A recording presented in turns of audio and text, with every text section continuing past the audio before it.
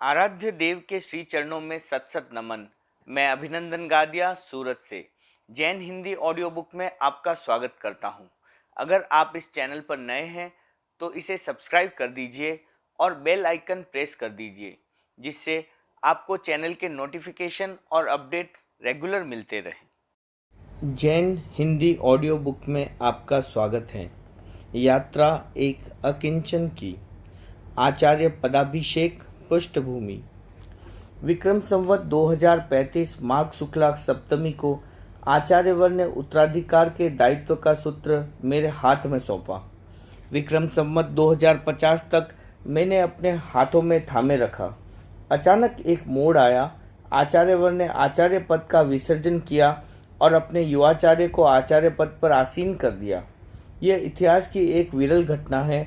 आचार्यवर ने ऐसा क्यों किया? यह कार्य आकस्मिक रीति से किया गया, ऐसा नहीं माना जा सकता। एक नई परंपरा का सूत्रपात आचार्य तुलसी जैसे महान आचार्य आकस्मिक रीति से नहीं कर सकते। यह मानने में कोई कठिनाई नहीं कि इस कार्य के पीछे कोई गंभीर चिंतन था, जो अब तक नहीं हुआ, जिसकी परंपरा भी ज्ञात नहीं है। उस कार्य के संपादन की प्रेरणा संभवतः मैं ही बना। मेरा कर्तव्य निर्माण की दिशा में साकार हो रहा था। व्यक्तित्व निर्माण की दिशा भी उससे अछूती नहीं थी। कुछ व्यक्तियों के मन में संदेह था, महाप्रज्ञ इतने विशाल धर्मसंघ का नेतृत्व कैसे करेंगे? वे बहुत करुणाशील हैं, संघीय व्यवस्था का सम्यक संपादन कैसे करेंगे? व्यवस्था के संपादन में करुणा और कठोरता दोनों अपेक्षित हैं। महाप्रज्ञ कठोर बनना नहीं जानते। इस अवधारणा के आधार पर संदेह होना स्वाभाविक था। आचार्यवर इस संदेह का उत्तर अपने प्रयोग से देना चाहते थे। युवाचार्य की नियुक्ति होते ही कुछ व्यक्तियों ने इस बात का बहुत प्रचार किया कि युवाचार्य आचार्य बन नहीं पाएंगे। आचार्यवर का स्वास्थ्य अच्छा है, युवाचार्य श्री का स्वास्थ्य अच्छा नहीं है।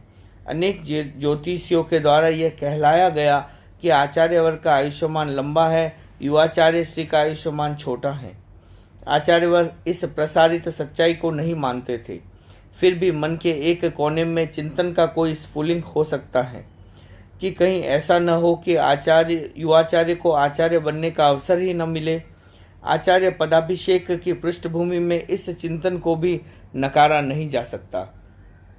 आचार्यवर बहुत बार मुझे कहते थे, तुमने धर्मसंघ की बहुत सेवा की है, विकास की यात्रा में तुम्हारा बहुत योगदान रहा है। हर स्थिति में तुम्हारे चरण मेरे साथ चले हैं। मैं चाहता हूँ तुम्हारी सेवा का अंकन करूँ और मैं मेरी आंखों के सामने तुम्हें धर्मसंघ के सर्वोच्च आसन पर आसीन करूँ। आचार्यवर के मन में पल रहे अनेक भाव समन्वित हुए। तब हुआ आचार्य पद का विसर्जन और आचार्य पद का अभिषेक। नई दिशा के चिंतन में मैं प्रत्यक्ष सहभागी नहीं रहा। संभव है आचार्यवर ने किसी से परामर्श किया हो।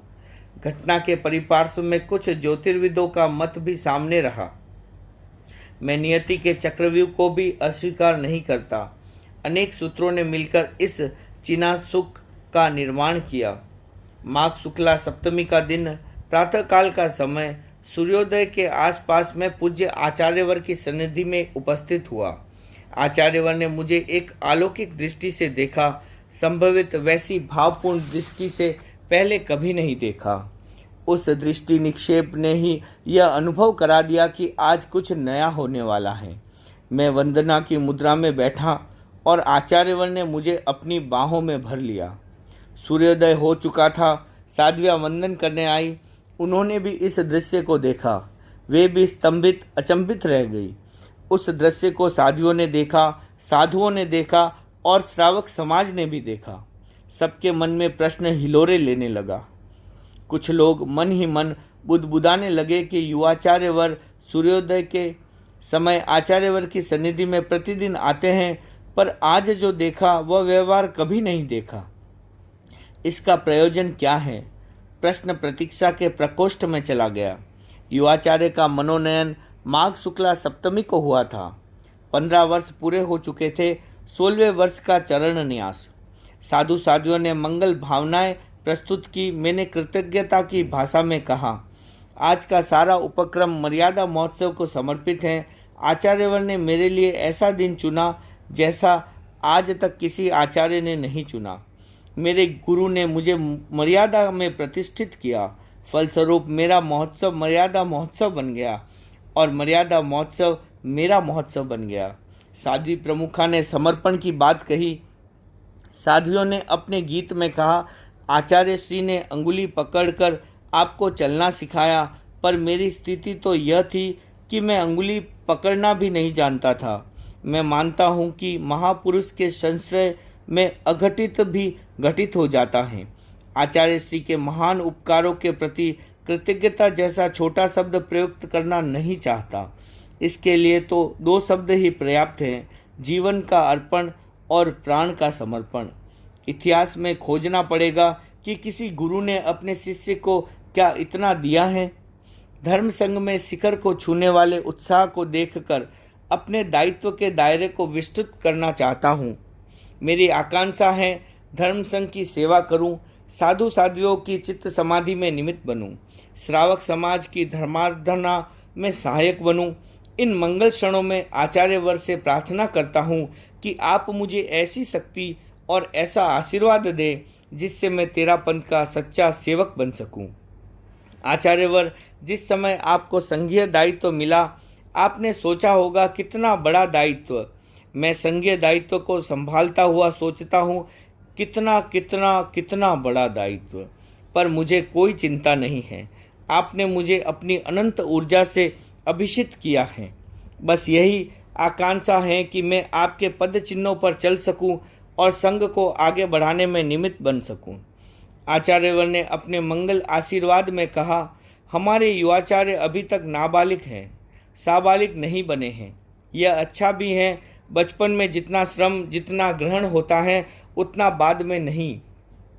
इनमें ग्रहणशीलता है और वितरण की क्षमता भी।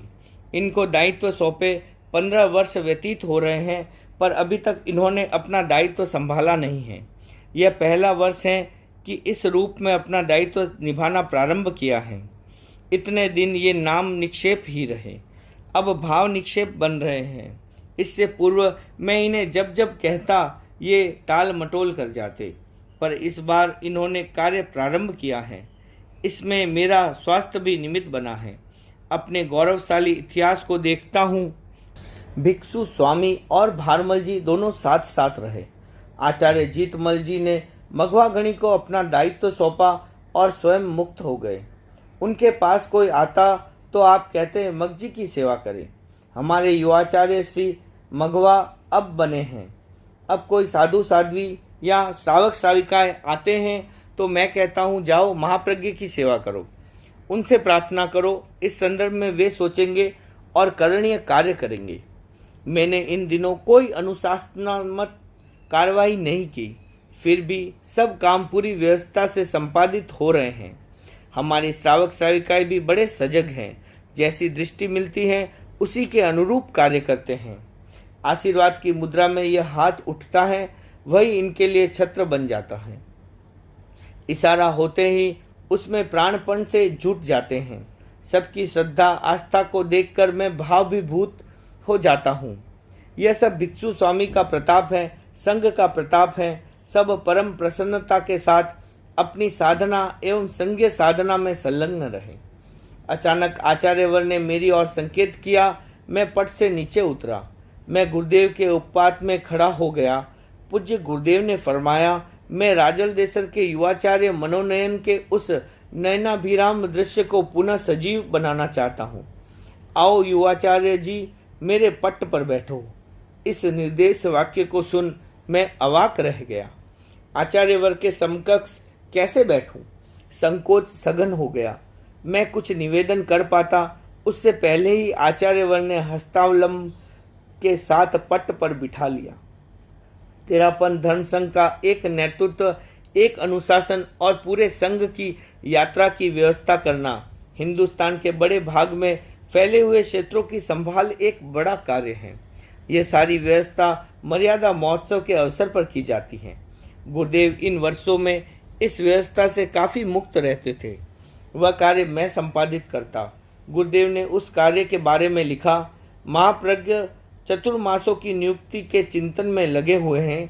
कितना जटिल काम है यह। मैंने 40-50 वर्षों तक अकेले यह काम किया है। वैसे इस कार्य में मैं लगभग 15-20 वर्षों से संलग्न था, पर पूरा कार्य 2-3 वर्षों से कर रहा था। मैं चाहता था गुरुदेव हमारे कार्य के परीक्षा, निरीक्षण और समीक्षा करते रहे। इस कार्य में उनकी शक्ति और श्रम अधिक न लगे। मुझे लगता है माघ शुक्ला सप्तमी को गुरुदेव जो करना चाहते थे, मानसिक पृष्ठभूमि भीतर ही भीतर बन रही थी। यत्र तत्र उनके उद्गार भी प्रकट होते और तदनुकूल व्यवहार भी सामने आने लगा। माघ शुक्ला सप्तमी के दिन गुरुदेव के मुखमंडल पर एक नई आभा, नई चमक और नई प्रसन्नता देखी। मुझे लगा आज कोई विशिष्ट मनोभाव है और कुछ विशिष्ट होने वाला है। उस मनोभाव का चित्रण गुरुदेव ने अपनी डायरी में इस प्रकार किया है। आज प्रातः महाप्रज्ञ जी का 16वां चयन दिवस उल्लासमय वातावरण में सहज भाव से संघ ने मनाया। हमने आलिंगन किया और अपने पट पर एक क्षण के लिए बिठाया। सब में हर्षातिरेक छा गया। ओम अरहम।